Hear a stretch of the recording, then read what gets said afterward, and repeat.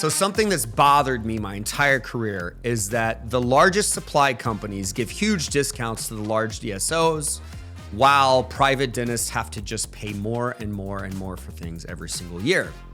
What's also bothered me is that there are some buying groups out there in dentistry that claim to save private dentists a bunch of money, but those buying groups are still utilizing the big companies that have been overcharging dentists the entire time. And those buying groups aren't necessarily giving dentists the low pricing that the DSOs still get. In comes a solution. A new sponsor of ours, I'm super excited to announce that the Private Dental Alliance is trying to solve this problem. Finally, someone's doing it, where private dentists only join their alliance and they get super low pricing on equipment, supplies, and lab fees, competing with the DSOs, putting them on a level playing field with the DSOs. If you want to understand how much money you would save, text the word savings to 48659. Savings to 48659. Do that right now, and you will be able to see very quickly a price comparison of what you're currently spending with whoever you're spending it with to what life would look like if you were in the alliance. Be a private dentist that takes advantage of this. Save a ton of money. Don't keep going month after month, losing money because you just haven't gone through the process of joining the alliance. That's Private Dental Alliance. Super excited. Finally, we can save some real money as private dentists.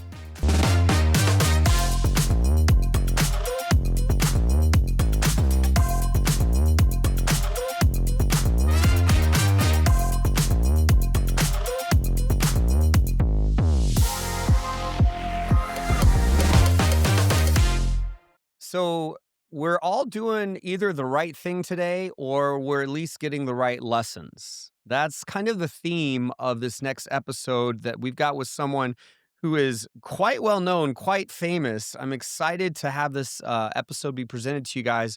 This is Zach Anner. Zach was born with cerebral palsy and has been in a wheelchair his whole life and has found a ton of success, ended up winning a contest and having his own reality show on Oprah's network. You could actually find Oprah interviewing him on one of her episodes. He's also a writer and a guest star on TV shows on ABC and on Apple TV. He's an ambassador for the Cerebral Palsy Foundation. He is absolutely hilarious. He's a YouTube personality, millions of views. Everyone go look him up. But he is one of the great examples of leading a purpose-first life, innovating through your challenges and finding gratitude, finding community and connection with people. And all of this relates to the dental CEO and aspects of how we can run our organization, how we can live. So I hope you enjoy this next episode with Zach Anner on the Dental CEO podcast.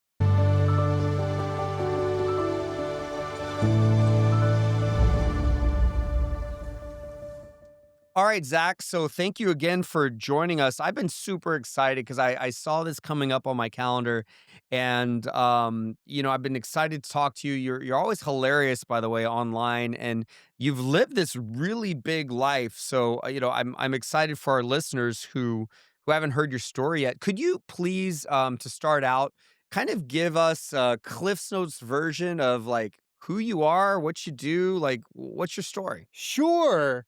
Yeah, I'll give you the 1-minute elevator pitch because I spend a lot of time in elevators, so I should be good at this.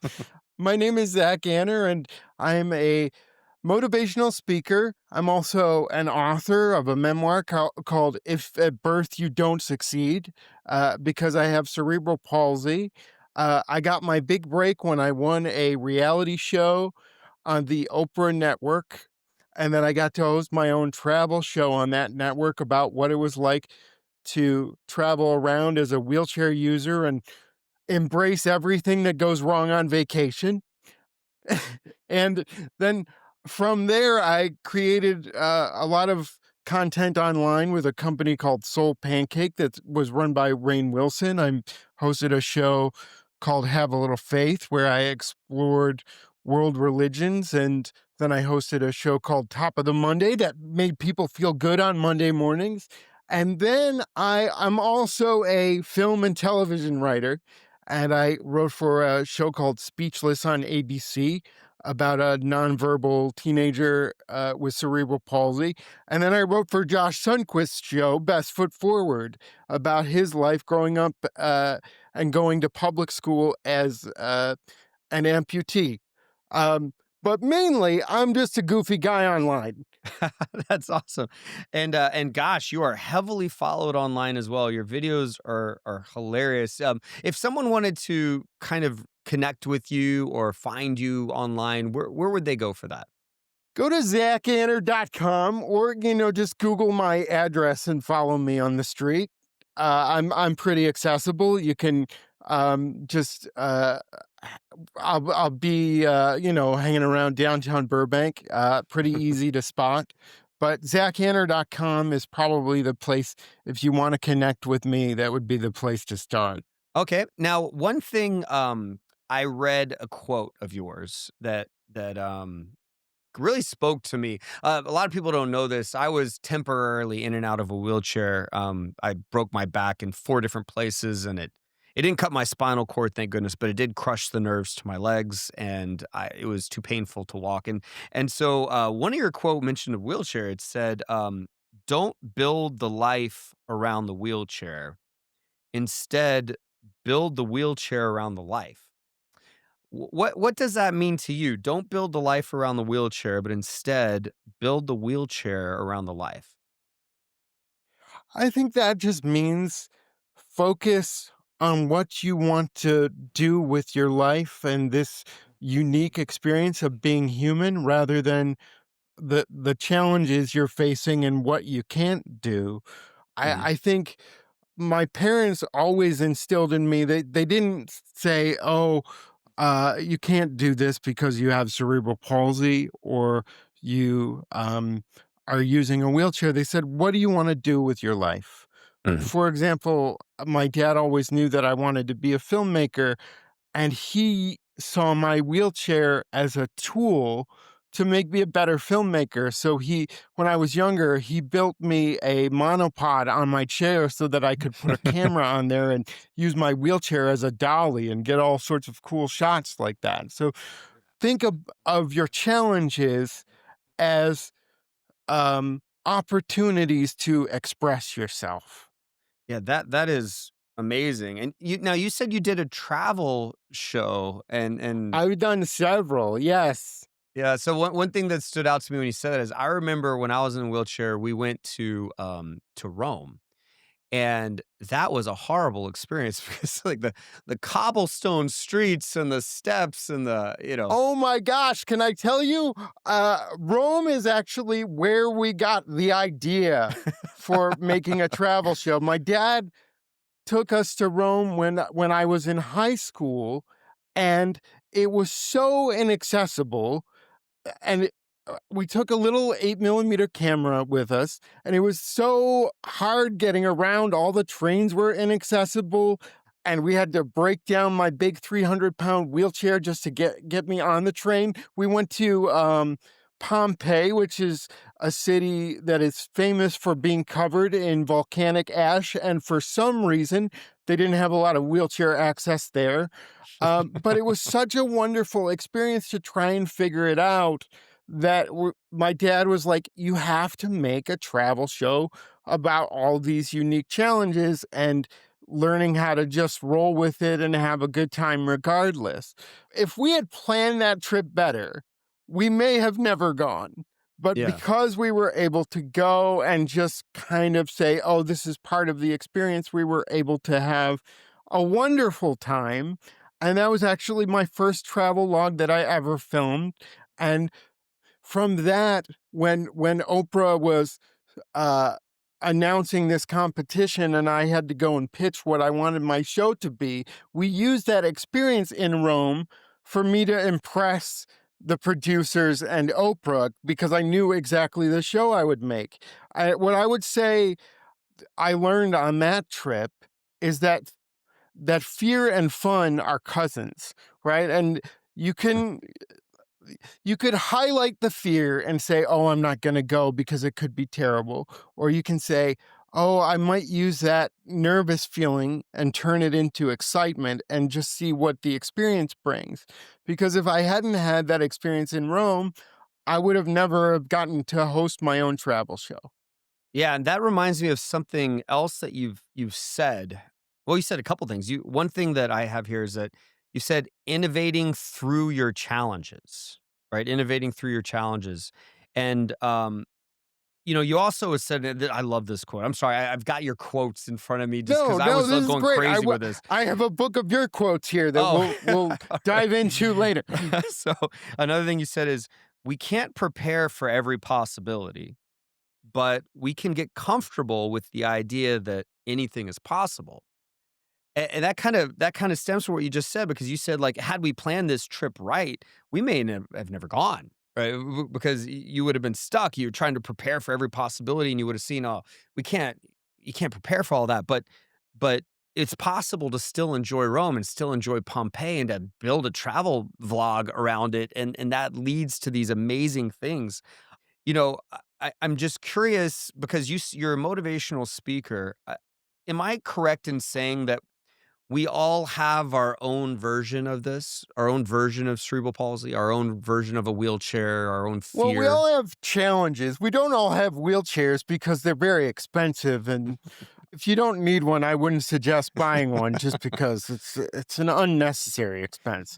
But we do all have challenges, and I think even though cerebral palsy and the experience of being a wheelchair user isn't universal, the experience of living in a world that is not set up for you and is not the perfect circumstance, that's a universal experience. Mhm. And I think the one thing that having cerebral palsy, living life with a disability has taught me over all else is how to be a more resilient narrator of my own story.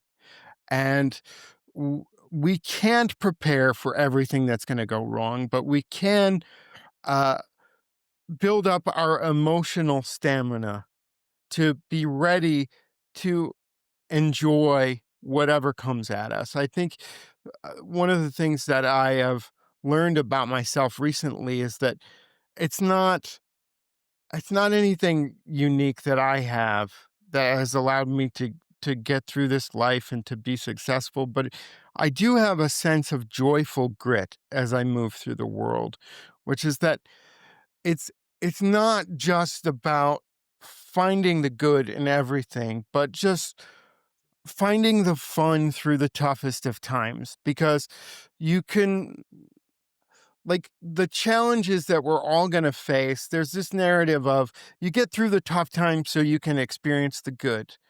And I think we all have a single lifetime on this earth.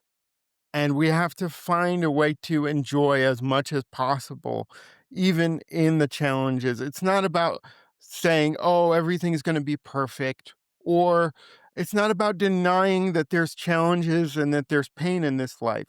It's just saying, can we can we find a way to through our own resilience to enjoy even the most difficult times. I have a trick that I use when I'm going through a rough time. I try and tell myself the version of the story if like drop two milkshakes on myself or something and I'm really embarrassed or humiliated. That actually happened to me last week. I know it's a universal experience. But if that happens, I try to tell myself the version of the story that I would tell to my best friend to make it funny. And I see how far I can get from this sucks to uh, I'll learn from this to what can I learn from this, all the way to what can I learn from this now?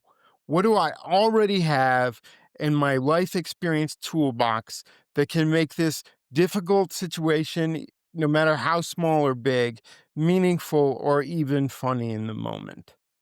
Wow. Those are amazing Amazing words, because I'm thinking back to even simple things on the dental. If we like relate this to the dental side of things, we have a schedule for today that we don't know how we're possibly going to get through, and we could respond as a victim of the schedule and, oh, poor us and poor me, and whose fault is it, and how is my life like this, or we could, what you said is, we're the narrator of that story. Wow, those are actually a very powerful statement.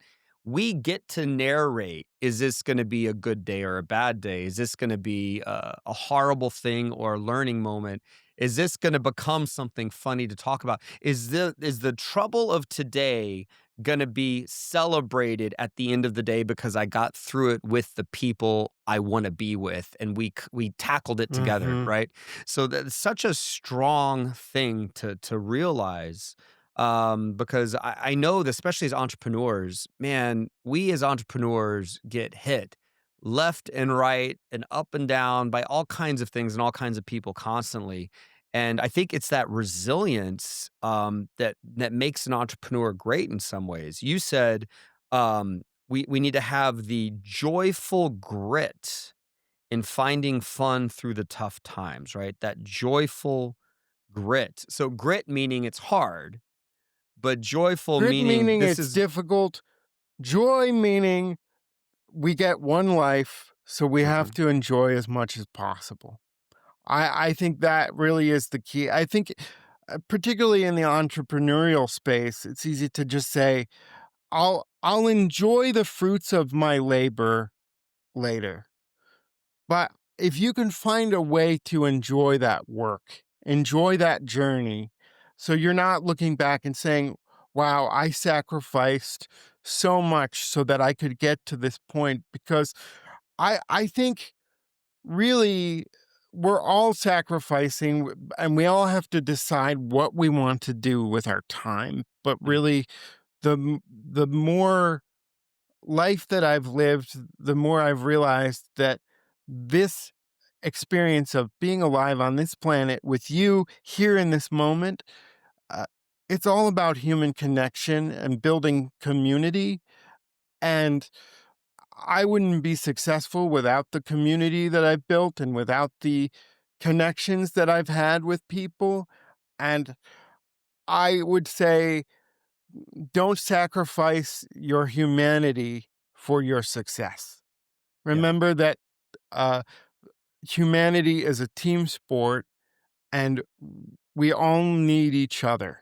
And as a CEO of a dental organization, we have this team that supports us but also relies on us, right? That is led by us, but we also lift them up.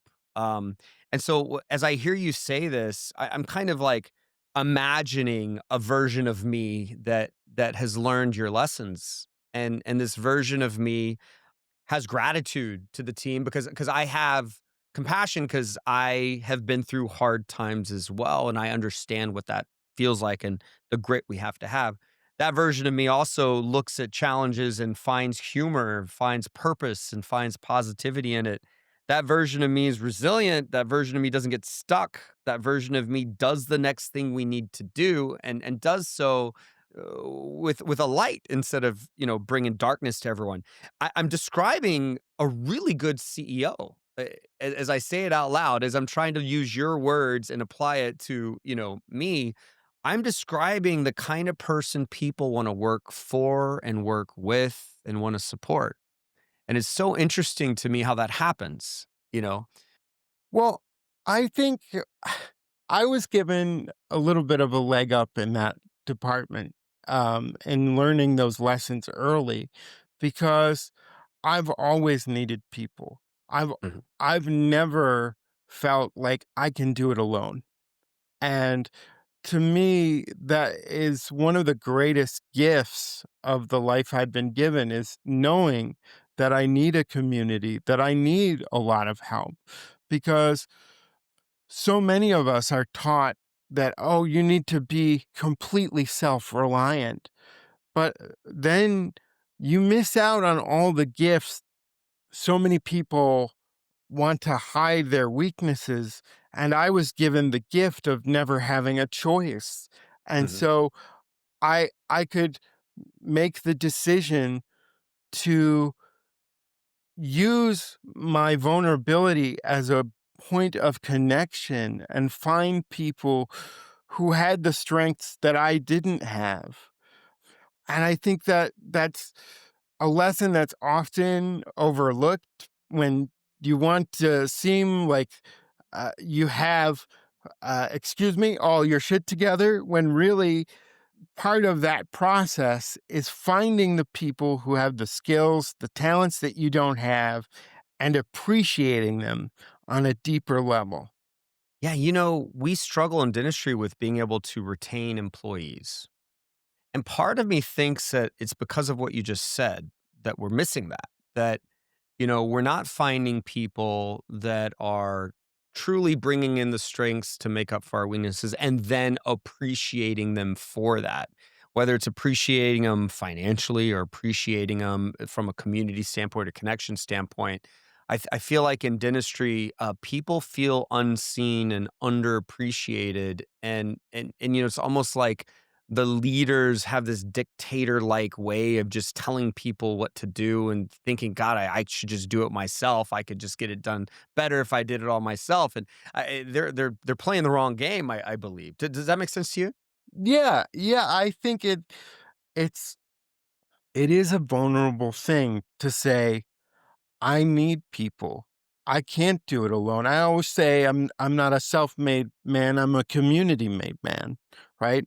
And I think it's once you can get to the point where you are self-assured enough to say when you need help. And I know in dentistry, I'm sure there's a lot of burnout. There's a lot of people working long hours and doing very intricate, important work. And it's the message has to be you're allowed to be human. You're allowed to be a human being. You're allowed to struggle. You're allowed to ask for help. And that has to be a part of the narrative of success because the idea that you need to do it alone, I always ask, why would you want that? Why wouldn't you want to share success with the people who have helped make you successful? I mean, it's so much better. The you can get all the money in the world, you can have all the success. This could be the number one podcast, but if you can't look around and be like, "Wow, we got here together," then really what's the point? Yeah, that is very profound. Um, I one thing that I do personally that my company does is we coach entrepreneurial dentists one on one, and it's such a huge privilege, and it's so positive because these are dentists that are open to and wanting help. And they might have been struggling for a decade, and then within 3 months, like with help, they see their business differently, they see their life differently, and they're in a much better, much happier spot with the help because they were so stuck with only wearing their own lens before that, only seeing the world how they saw it. It's so positive to work with people like that that are at the point of saying, I am better off with help. But most people in dentistry are not that way. Most people feel like other people are out to get them, not help them. Do you remember when you got to that place where you were like, not only am I somebody who needs help, I'm someone who wants to help others with the skills that I have. Was there a moment for you? Yeah, what a great question. I think when I had big failures, big pain points that gave me new lessons and like I was able to lift myself up out of that, those lessons I couldn't help but want to give everyone. Right? So like these like, "Oh my god, I wish I woulda known how to do that 10 years ago. I know I need to tell the world because, oh my god, like, this is a better way." That's when it started happening, when it came out of my low points. Yeah, and I think that's the most important thing. People don't feel like they should be sharing their low points as they're going through them. I think a lot of us have a perspective when we're able to look back on things in retrospect. Yeah. But I think part of the joyful grit idea is that how quickly can we get to a place where we can appreciate the difficult moments that we're in? I know that there are people listening right now who are in a low point and they're thinking, oh, when I get out of this, maybe I'll have something to share. And what I would like to say to them is, you you matter right now. Your story matters right now, and I see you right now. It's and don't worry about the success that will come, and don't beat yourself up for the moment you're in right now. Beating yourself up today is not going to help you get energized for tomorrow. So be able to show yourself some grace and know that those lessons from this moment are available to you. You've experienced a life, you've lived a life that has prepared you for this moment, and try your best to not just get through it, but actually experience it and realize that this is an important part of your story as well. Yeah, that reminds me, I'm someone in the past that was very closed off, not open. I deal with struggles internally. I deal with challenges as the best I could, but I now look back and the times I did voice something like, "Hey, I'm over here in this kind of tough spot right now." It's amazing how many people are dying to assist and help and support, and it's almost like a gift to them that they get to, like, step in and say, "Oh my god, let me we can get this fixed. We can get you out of this," and sometimes all you need is just one right person to say, "You got this." Sometimes that's literally all you need to give you the drive to say, "Okay, you know what? Let's go right instead of left." And this is the thing that I have experienced with a disability is a lot of people are always asking to help. And as a kid and as a young adult growing up, whenever somebody would try and open a door for me or do something that I could do myself, I would get very indignant and Mhm. push them away. And now that I'm 40, you know what I do when someone tries to open the door for me? I just say, thanks. Mhm. And it's if you can delete the ego from your story and just being grateful for the little moments of assistance that we all need, it makes life a whole lot better and a whole lot easier because it creates opportunity for connection, right? So I would say, I'm not going to say put all of your stuff out there, but that's what I did. And my life got a whole lot better when I started sharing those things that I was embarrassed about. And I realized that they weren't just these isolating and othering experiences. They were moments to build community, moments to find purpose. So yeah, I agree with you. It always comes from the deepest lessons come from the lowest points, I think. That reminds me as well, is like there's some people online, entrepreneurs, dentists as well, that are kind of documenting their story and starting their own company or their own practice. And they're talking about the things they screw up. They're talking about the things that are working. They're talking about just all the little details. And it's such a gift to everyone else to validate their own feelings and their own difficulties, or to give them perspective or give them ideas, or to just show them like that this is the way it is. It's such a gift to share these things with other people. That reminded me of that. Well, I'd like to pass it back to you for one last time. Are there any final things or any words you'd like to kind of part with, say to our listeners before we have to wrap this up? I would just like to say to your listeners that no matter where you are in your journey, you're doing a great job. I don't know your listeners individually, but I think we need that little bit of encouragement every now and again. Like, even if it feels like you're not doing everything right now, the lessons from the experiences that you're experiencing right now, those will come if you're ready for them. So I want to wish you all good luck with your practices. And I would like to say a blanket to all dentists. I'm sorry I'm not flossing as much as I should. I'm sorry. Hopefully, I will be in your dentist chair at some point, and you'll be able to make some money off of me. It's the least I can do. I appreciate that. Well, Zach, thank you so much for taking time out to talk to just a bunch of dental people. This is I will talk to dental. Normally, when I can't talk because my mouth is open and being drilled. So this is such a wonderful and rare opportunity. awesome. Well, thank you so much. This has been wonderful and positive. I cannot wait to get the feedback from this episode. Your story, of course, is an amazing story, and what a great reminder of some of these wonderful life lessons that you've said on this episode. So, Zach, thank you again. I hope to talk to you again, man. I would love to dive into more of your story and these lessons. You're just full of wisdom, and I'm super appreciative of that. For everyone listening to this, hopefully you were able to get a bunch out of this episode. And again, Zach, to find you online, they can just Google Zach Anner, Anner, correct? Anner, and they can find you. Yep, and that's Zach with an H.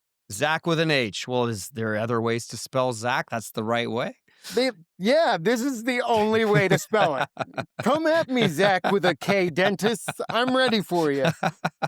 Awesome. All right, Zach. Well, I appreciate your time. Thank you so much being on our Dental CEO podcast. So let's relate this to dentistry now in the dental download.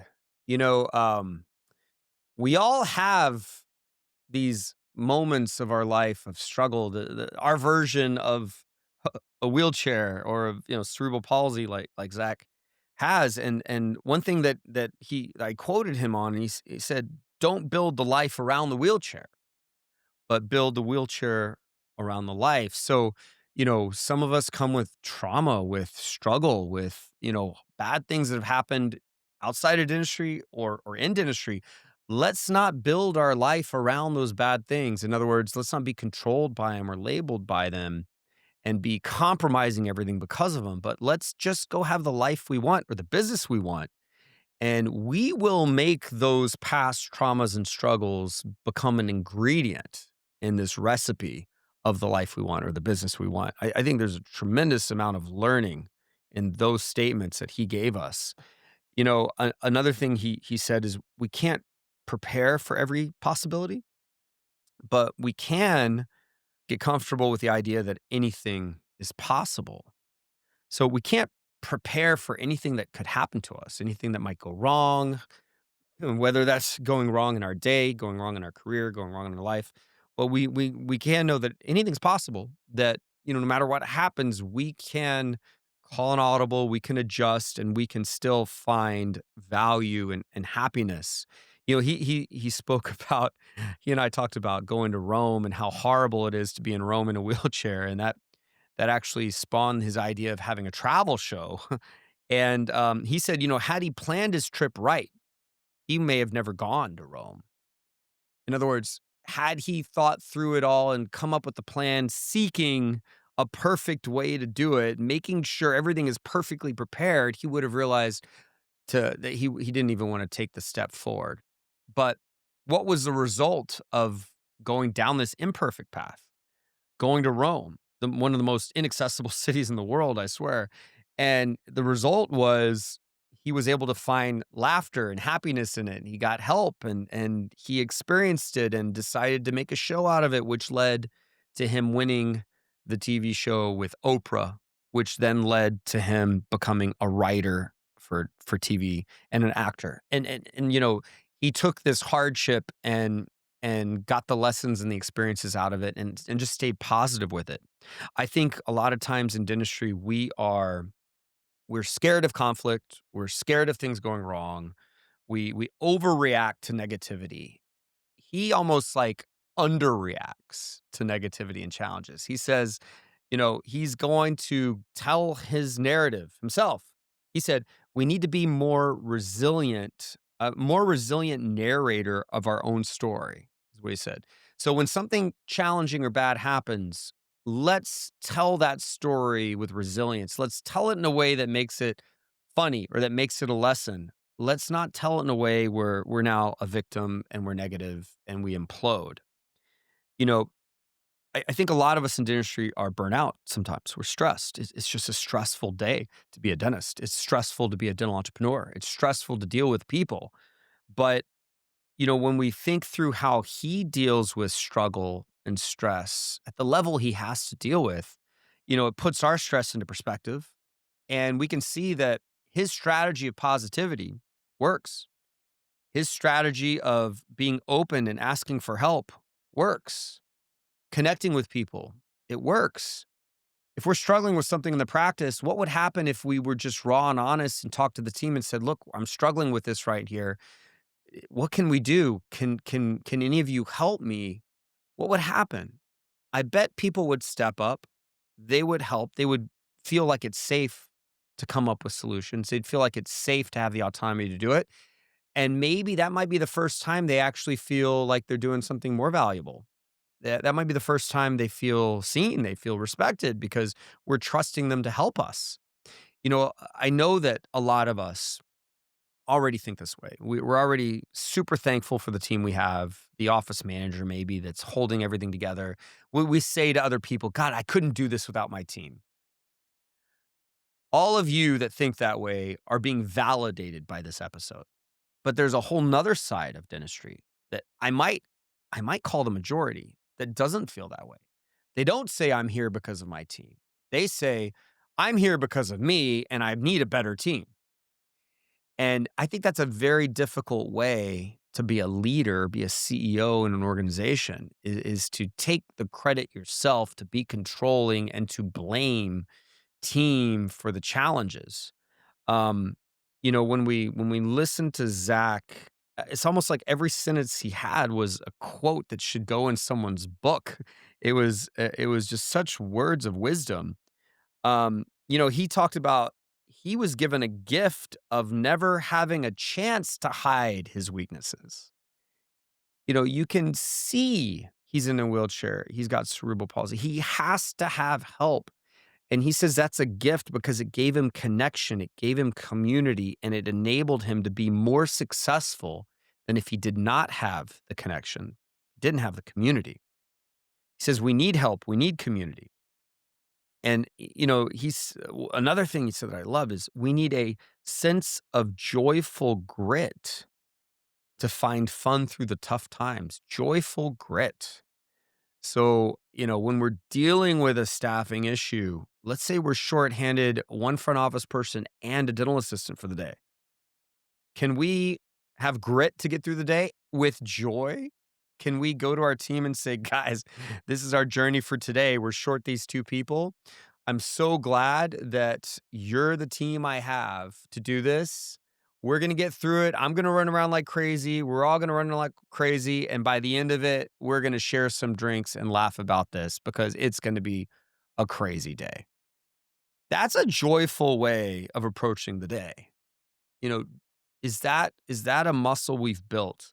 When we want to implode and be upset over something negative, can we trick ourselves? Can we create control the narrative of that story and lead by saying, "Hey, this is gonna be difficult, but there is joy in this. There's lessons in it." I started this episode in introduction saying, we're either doing the right thing, which is great. That feels great, or we're getting the right lessons. So that's a positive way of looking at it. We're either doing this right or we're getting the right lessons. It's not we're doing it right or we're doing it wrong. It's we're doing it right or we're getting the right lessons. And those lessons help us call the audible to then just do it right. So we're always finding that joy. He referred to the concept that we need to find happiness every day. That doesn't mean it's easy. We have to have grit, but we have to find happiness every day, and we find that through connecting with people. I'm not someone personally, I'm talking about Scott, me. I'm not someone that easily connects with people. I definitely am someone that has a tendency to do stuff on my own. to not rely a lot on people, and definitely to not always ask when, when I could use some help, to ask for the help. I'm kind of in that position where so many people rely on me for help, personally and professionally, that I'm not someone that asks for help. And so this episode speaks a lot to me, to like my development. Um, some of you listening to this episode, it doesn't. This is just a reminder, maybe, or validating how you already operate. But if we talk about what does it mean to be an amazing CEO, I think an aspect of an amazing CEO is grateful, asks for help, connects with people, has grit, but does it so in a positive way. They are able to control the narrative, what the story they say to people and to themselves. They're able to say it in a positive way with resilience. Like, we're describing an amazing CEO, but those lessons are coming from someone that's had to overcome challenges that most of us will never even understand. And that is why I feel like this episode is definitely a wonderful thing to listen to this week. I appreciate you guys listening and your support. And, I also appreciate the fact that some of you get a lot of value out of episodes like this. Some of you get value out of the dental specific episodes. And I hope that all of this just makes us well-rounded, and this becomes a wonderful habit in your day in listening to this podcast once a week, maybe on your way to work or as you're working out. So thank you again for your support, and I will see you next time. My name is Scott Leune, and this was the Dental CEO Podcast.